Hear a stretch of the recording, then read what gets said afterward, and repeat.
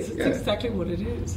What's the greatest challenge you've had to face with a client in terms of when you've had to sit down and say, listen, it's not going to be as you sort of visualise because you haven't done X, Y, and Z up until this point. How have you? What's one of the biggest challenges, and how have you solved it for a client? The great challenge I find is, look, in any client situation, there's always something I can do to make the situation better.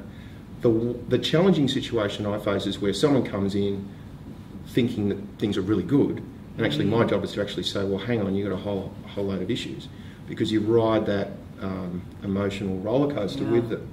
The first thing I've got to do is give them the reality check, and the first thing is there's usually pushback. Yeah. In that, well, that's not right. Denial. Well, it's denial. And then once they have that light bulb moment, it's like, okay, then they start working with you. But there's lots of different tools you can use. One is the, transitioning through retirement, right, keeping them in the workforce longer. The hardest one is behavioural expectations. What do you mean? Well, they have this visualisation of spending X amount and doing whatever they want when they want, and not recognising the consequences. So actually coming back to cut that, or behaviour modification, I suppose, that's quite challenging.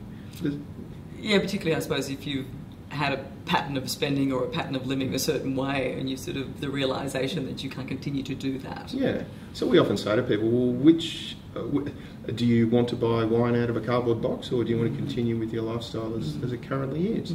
The exciting story, well, so there are challenges around that. The stories that I really get really passionate about are where people come in who genuinely feel they have no hope. They feel they've painted themselves into a corner through circumstances. Might have been the GFC or being in a small business that's had tough times, and they come to you often more out of desperation than validation.